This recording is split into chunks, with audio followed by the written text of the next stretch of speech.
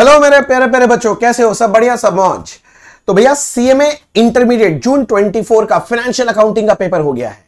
तो बच्चे लोग सब सोच रहे थे भैया जल्दी से एक रिव्यू बना के बताओ कि ये पेपर कैसा है। और हाँ भैया, हमें जितने भी ऑब्जेक्टिव क्वेश्चन है उसका आंसर भी बता देना जल्दी से। तो भैया मैं एकदम फटाफट आपको पूरा पेपर रिव्यू करा के देता हूं, ठीक है ना। और फिर एनालिसिस करेंगे कि पेपर लेंदी था कि शॉर्ट था, अच्छा था कि खराब था। और जितने भी एमसीक्यूज आए हैं सबका आंसर भी यहां पर मैं डिस्कस करने वाला हूं, ठीक है। तो चलिए शुरू करते हैं। तो ये है सीएमए इंटरमीडिएट जून 24 का फाइनेंशियल अकाउंटिंग का पेपर, जिसमें एकदम क्लियरली बोला कि क्वेश्चन नंबर 1 करना ही पड़ेगा, जो कि कंपलसरी है। और 2 से लेके जो 8 है उसमें से 5 क्वेश्चन करना है। ये तो स्टैंडर्ड फॉर्मेट है, ठीक ही है। पहला सेक्शन में सबसे पहले एमसीक्यू आता है और ये सबसे बढ़िया चीज होता है। 2 मार्क्स का 15 क्वेश्चन मैक्सिमम स्कोर हो जाना चाहिए। अगर कोई बच्चा, मैंने इस बार आपके लिए जो लास्ट 14 टर्म्स का क्वेश्चन सॉल्व करके डाला था फाइनेंशियल अकाउंटिंग, और अगर वो वीडियो करके गया होगा ना, इसमें आपको 15 क्वेश्चंस में से 14 क्वेश्चन वहीं से कॉमन मिल गया होगा, राइट। 14 क्वेश्चंस उसी में से था। मैंने पहले ही बोला था उस वीडियो को देख के जाओ। चलो फटाफट डिस्कस कर लेते हैं। पहला क्या चीज बोला है, सिलेक्ट द करेक्ट इक्वेशन। यहां पर अकाउंटिंग इक्वेशन का क्वेश्चन था, तो पहला वाला का ऑप्शन नंबर बी आएगा। ओनर्स इक्विटी पूछ रहा था तो ऑप्शन नंबर बी आएगा। अरे वो बैलेंस शीट इक्वेशन पूछ रहा है, owners equity plus outside liability equals to total asset होता है, ठीक है सर। आगे बताओ, आगे आगे आगे और क्या चीज है। नेक्स्ट वाला पूछा था कैश इन हैंड का क्या बैलेंस हो सकता है। कैश इन हैंड का हमेशा डेबिट हो सकता है और कुछ हो ही नहीं सकता। तो ये देखो मैंने ऑप्शन ए में टिक मार्क लगा दिया है, इसमें सिर्फ और सिर्फ कौन सा बैलेंस होगा, डेबिट बैलेंस होगा, ठीक है सर। क्वेश्चन नंबर 3 है फंडामेंटल अकाउंटिंग असम्पशन किसको बोलते हैं, गोइंग कंसर्न, कंसिस्टेंसी, अक्रूवल। बस हो गया।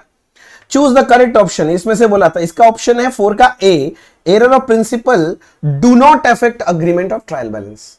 अगर आप एरर ऑफ प्रिंसिपल होता है तो ट्रायल बैलेंस टैली कर जाएगा, ठीक है। 5, इसमें आपको निकालने बोला था सेल का, इतना दिया था, काम का यही था। सीओजीएस दिया हुआ है, जीपी दिया हुआ है, इन दोनों को जोड़ दीजिए, आपका सेल का फिगर निकल जाएगा। मैं फटाफट जस्ट करा देता हूं जिससे ज्यादा टाइम वेस्ट ना हो, क्योंकि बहुत सारे बच्चे देखने के लिए अभी बैठे होंगे कि मैंने एमसीक्यू राइट किया कि नहीं किया, राइट, आई नो। इसके बाद जो क्वेश्चन नंबर 6 था, ये बीआरएस का क्वेश्चन था, उसका ऑप्शन नंबर सी हुआ। इतना आसान एमसीक्यू बनाया। बोलता है 15,000 का चेक, जो बच्चा लोग देख रहा है देख लो, 15,000 का चेक इशू किया था, इसमें से 10,000 का चेक प्रेजेंट हो गया, तो कितना प्रेजेंट नहीं हुआ, 5,000, वही एडजस्ट करना है। अच्छा देखो, फिर अगला क्वेश्चन दिया था, एक एसेट खरीदा 2 लाख का, उसमें पुट टू इसके पहले 50 का खर्चा, तो 250 का एसेट हो गया था। अब उस पर 2 साल का डेप्रिसिएशन मारो, बुक वैल्यू आ जाएगा, उससे सेल वैल्यू लेस करो, प्रॉफिट लॉस आ जाएगा। ऑप्शन नंबर सी आएगा इसमें। क्वेश्चन नंबर 8 जो था उसमें रिटायरमेंट वाला क्वेश्चन था, सॉरी रिटायरमेंट बोल रहा हूं, रिन्यूअल ऑफ बिल का कॉन्सेप्ट था। रिन्यूअल ऑफ बिल में आपको पूछा था नया बिल का अमाउंट कितना है।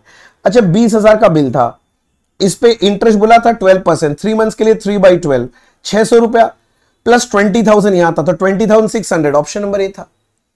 Next, choose the odd one out.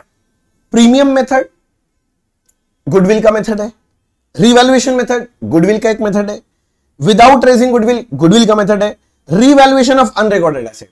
तो 3 तो चीज गुडविल के बारे में बात कर रहा था, तो ऑप्शन नंबर इसका क्या होना चाहिए, ऑप्शन नंबर डी होना चाहिए। मैंने इसलिए येलो करके छोड़ दिया सर, आपको समझ में होगा। क्वेश्चन थोड़ा सा डार्क दिखाई दे रहा है, इसमें मेरा कुछ नहीं है। जो क्वेश्चन पेपर आया था ना, एक बच्चे से लेके हमने बस फोटो लिया, अब पेपर का क्वालिटी ऐसा मैं क्या कर सकता हूं। चलिए आगे, ऑपरेटिंग लीज क्या होता है, तो भैया वो रिवोकेबल इन नेचर होता है, रिवोकेबल, ठीक है। इसके बाद है state which of the following is true and false, sorry false पूछ रहा है, तो ऑप्शन नंबर 20 में फॉल्स था। और इसके बाद क्वेश्चन नंबर जो 12 था, इसका ये तो बच्चा लोग है, ये पूछ रहा था कि 3 पार्टनर का रेशियो 3:1 है, बी रिटायर कर दिया, बोलो ए और सी का ये रिमेनिंग पार्टनर गेनिंग रेशियो क्या होगा, 3:1। अगर पुराना रेशियो नया रेशियो सेम होता है तो गेनिंग रेशियो सेम होता है। ये सब क्लास में भर भर के बताया हुआ है, ठीक है ना। जो बच्चा लोग क्लास किया वो लोग ये बात कमेंट बॉक्स में लिखना कि आज जो पेपर आया था सारा का सारा चीज मेरा क्लास में कराया हुआ था कि नहीं था, कमेंट बॉक्स में जरूर लिख के बताना। A to Z सारा बात किया हुआ था क्लास में, ठीक है ना। उसके बाद बोलते हैं वही एक्स वाई को ट्रांसफर किया था 33.33% ऑन कॉस्ट, तो बोल रहा है कि अगर वाई के पास स्टॉक 18,000 रुपए का बचा हुआ है तो बताओ इसके अंदर स्टॉक रिजर्व कितना था। तो भैया इसका हो जाएगा 33 1/3 divided by 133 1/3। Option number B आ रहा था। इसके बाद इनकम एंड एक्सपेंडिचर से पूछा था एक जो क्वेश्चन कि चैरिटेबल इंस्टीट्यूट का पीएल को क्या बोलते हैं, तो भैया वही है income and expenditure. Contingent liability कहां आता है, footnote to balance sheet, option number C. तो जो लोग बच्चे लोग वेट कर रहे थे एमसीक्यू के लिए, देख लिया, हो गया। अब अगर तुम लोग का एग्जाम है तो चलो चुपचाप जाओ और जाके पढ़ने के लिए बैठो, और बाकी बच्चे लोग जो रिव्यू देखने के लिए बैठे हैं, अब प्रॉपर रिव्यू यहां से चालू हो रहा है। देखो अब एमसीक्यू जो पूछा था ना, हर तरह का चैप्टर से पूछा था, कोई खास नया तरह का एमसीक्यू मुझे नहीं दिखा। सारे एमसीक्यूज पास्ट क्वेश्चन में से थे। तो आप कभी भी एग्जाम दे रहे हो ना, आप मेरे यूट्यूब चैनल में देखना, अपना फाइनेंशियल और कॉर्पोरेट का एमसीक्यू का पूरा डाला हुआ है क्वेश्चंस, लास्ट 12 टर्म्स 14 टर्म्स डाला हुआ है। वो वाला मैराथन कर लेना एमसीक्यू का, आपका काम हो जाएगा, उससे ज्यादा पढ़ना नहीं पड़ेगा एमसीक्यू। अरे भाई साहब क्वेश्चन देखो, पहला क्वेश्चन इन्होंने डाल दिया है डेप्रिसिएशन चैप्टर से। आसान क्वेश्चन था। क्या बोला पता है, हमारे पास एक एसेट है 1980 का, उसमें से एक एसेट जिसका वैल्यू 450 था उसको ये लोग बेच रहे थे 50 में, और क्वेश्चन पूछा, बोला डेप्रिसिएशन बताओ इस साल पीएल में कितना आएगा, प्रॉफिट और लॉस एंड एक्सचेंज कितना आएगा, ऐसा कुछ पूछ रहा था, और बुक वैल्यू ऑफ लास्ट में क्लोजिंग बैलेंस कितना आएगा। कितना नंबर का, 7 नंबर का। मेरे हिसाब से इस क्वेश्चन को मैं इजी कैटेगरी में डालूंगा, बच्चे लोगों के लिए बहुत इजी समझ है। डेप्रिसिएशन आ गया। नेक्स्ट जो सम दिया है ये है ROE, rectification of error chapter से। ये नेक्स्ट पीरियड का सम दिया है, मतलब स्टेज 1 2 3 होते हैं ना, stage 3 after preparation of final accounts वाला स्टेज है, और 4 ठो दिया है बस। और कितना मार्क्स का है, 7 मार्क्स। जर्नल एंट्री बनाना है और सस्पेंस अकाउंट बनाना है, और मेरे को लगता है ये पूरा का पूरा बहुत इजी है, इसमें कोई दिक्कत नहीं था। तो अगेन मैं इसको इजी कैटेगरी में डालूंगा। I am very happy. ये वाला पहला 2 क्वेश्चन तो लपक के ले लेना चाहिए था किसी भी बच्चे को, ठीक है ना। अच्छा, इसके बाद ये जो 3A का क्वेश्चन है, ये कंसाइनमेंट चैप्टर से क्वेश्चन पूछ लिया। अरे ये वही से जो बच्चे लोग मेरे से पढ़ रहे हैं, मेरा क्वेश्चन नंबर 11 है ना, ये वही क्वेश्चन है, जाके देखो एकदम सेम क्वेश्चन है, नाम चेंज कर दिया और फिगर तेरा चेंज कर दिया, और बाकी डिट्टो कॉपी पेस्ट वही सब है। ये क्वेश्चन को मैं कैटेगरी दूंगा मॉडरेट कैटेगरी। मेरे बुक में क्वेश्चन नंबर 11 जाके चेक कर लेना, जो लोग मेरे से क्लास किया, सेम समय मॉडरेट अच्छा है। इसका सबसे बढ़िया पॉइंट जो होता है ना बच्चे, ये वाला ना कमीशन कैलकुलेशन का ये पॉइंट था, कमीशन कैलकुलेशन का ये पॉइंट है ना, यही इसका सबसे बढ़िया पॉइंट था। इसके अलावा इस सम में एज सच कोई दम नहीं था, एकदम लल्लू पंजू था, ठीक है। तो इसलिए मैंने मॉडरेट डाला, क्योंकि इसमें कमीशन कैलकुलेशन में झमेला था, बाकी सम एकदम हलवा सम है और कुछ नहीं है।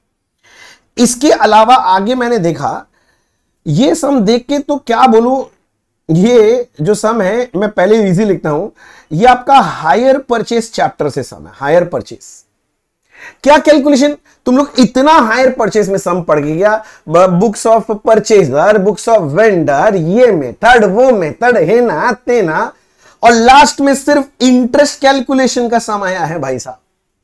आपको वो 3 ठो इंस्टॉलमेंट दे दिया, बोला हर एक इंस्टॉलमेंट में कितना इंटरेस्ट है।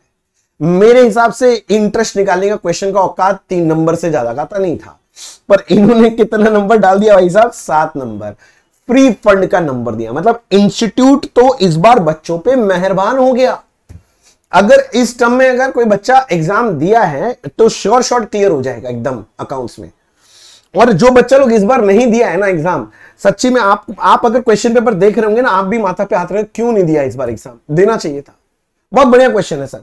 इंटरेस्ट तो हम लोग पहला क्लास में सीखते हैं भैया, इंटरेस्ट कैलकुलेशन। जो लोग मेरे साथ क्लास किया बोल सकता है, पहला क्लास में ऐसा क्वेश्चन हम कराएं, भर भर के हाथ से एग्जांपल दे दे के क्वेश्चन कराएं, बैक कैलकुलेशन वाला समय। और मैंने तो शॉर्टकट ट्रिक भी बता रखा था निकालने का, भैया बताया तो था। चलो नेक्स्ट। हाँ, ये गुड क्वेश्चन का कैटेगरी, ये इजी है, पर इसको भी मैं मॉडरेट, क्वेश्चन नंबर 4 मॉडरेट, ये 14 मार्क्स का क्वेश्चन है भाई साहब। मैं बोल रहा हूं इंस्टीट्यूट मेहरबान भैया। ये आपका सिंगल एंट्री चैप्टर ना, अकाउंटिंग फॉर इनकम्प्लीट रिकॉर्ड्स, ये उससे है, इनकम्प्लीट रिकॉर्ड्स चैप्टर से है। स्टेटमेंट ऑफ 2 मेथड था, एक स्टेटमेंट ऑफ अफेयर्स और एक फाइनल अकाउंट मेथड। मैं हमेशा बोलता भी आप फाइनल अकाउंट मेथड ज्यादा इंपॉर्टेंट है, ये इजी रहता है, जनरली नहीं देता है, और इंस्टीट्यूट ने ये मेथड दे दिया और आसान वाला सम, लल्लू पंजू का सम दिया है। और स्टेटमेंट ऑफ अफेयर्स बनाना है, ओपनिंग क्लोजिंग कैपिटल निकालना है, कंपेयर करके प्रॉफिट लॉस निकालना है, और बस यही देखना है कि आप जो भी बैलेंस शीट बनाओगे उसमें सारे रिवाइज फिगर लेना है। तो एक आध तो एडजस्टमेंट दे दिया, डेटर से बता दिया, एक तो डिप्रिसिएशन बता दिया, इंटरेस्ट कैपिटल बता दिया, मैनेजर कमीशन बता दिया, बस ये सब एडजस्ट करो, निकल जाएगा। पर ये क्वेश्चन जो था मेरे को लगता है कि कुछ बच्चा लोग को तकलीफ दे सकता है, हाँ दे सकता है, क्योंकि बच्चा लोग थोड़ा सा अगर बेसिक्स वीक्स होगा तो उनको तकलीफ होगा, नहीं तो ये क्वेश्चन तकलीफ देगा। मेरे हिसाब से आप बोलोगे मॉडरेट क्वेश्चन है। अगला क्वेश्चन जो था ये पार्टनरशिप से था, ये रिटायरमेंट का सम है। अगर कोई बच्चा मेरे से क्लास किया तो उसके लिए तो आसान है। ये मेमोरेंडम रिवैल्यूएशन वाला सम था। आपको इस सम में कैसा सम है, तो मैं बोलूंगा वेरी गुड सम, टाइम टेकिंग सम था भाई साहब। डाला ये भी 14 मार्क्स का है, मैं होता तो ये क्वेश्चन को अटेम्प्ट लेने का कोशिश नहीं करता। क्यों? क्योंकि टाइम टेकिंग सम है, ठीक है ना, क्योंकि मैं पहले वाला ज्यादा अटेम्प्ट करता, मैं होता तो ये अटेम्प्ट करता क्योंकि इसमें टाइम कम लगेगा, किंतु ये वाला सम करने में टाइम ज्यादा लगेगा। पर डिफिकल्ट कुछ नहीं था। क्या क्या दिया है, एक तो सुपर प्रॉफिट में गुडविल का वैल्यूएशन बोल दिया था आपको, इसके बाद सारा रिवैल्यूएशन का कहानी सुनाया, इसके बाद बोलता है कि एसेट्स और लाइबिलिटी का वैल्यू अल्टर मत करना, तो मेमोरेंडम रिवैल्यूएशन बना देना था।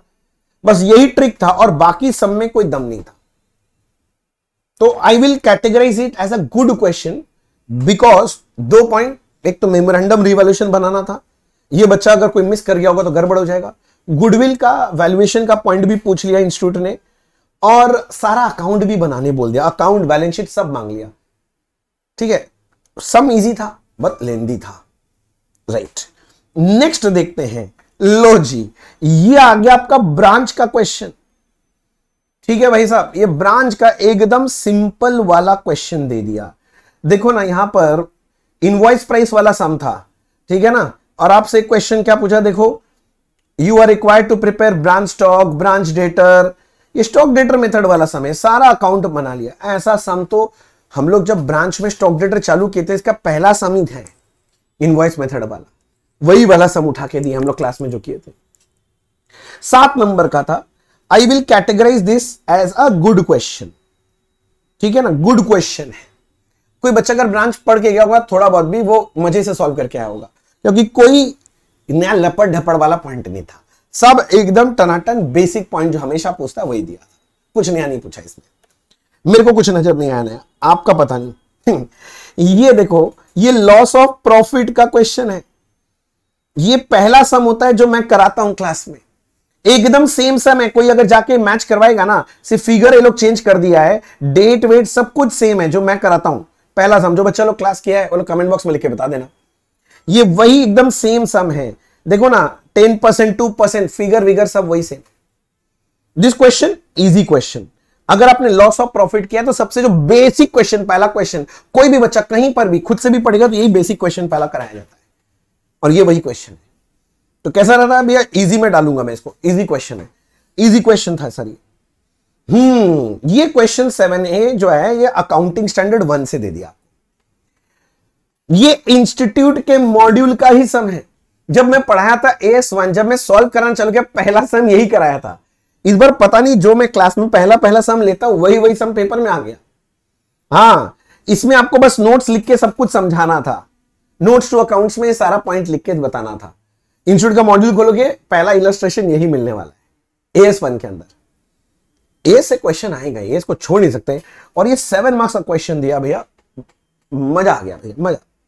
और ये जो देखो, what are the objectives of AS10, अब समझ में आ रहा है। ये जो AS का क्वेश्चन पूछ रहा है जिस तरह का, मैं इतना डेप्थ में क्यों पढ़ाता हूं।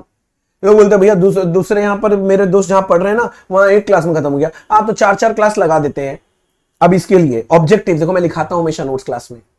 उसके बाद पूछा था कि भैया बियरर प्लांट में क्या आता है और क्या नहीं आता है।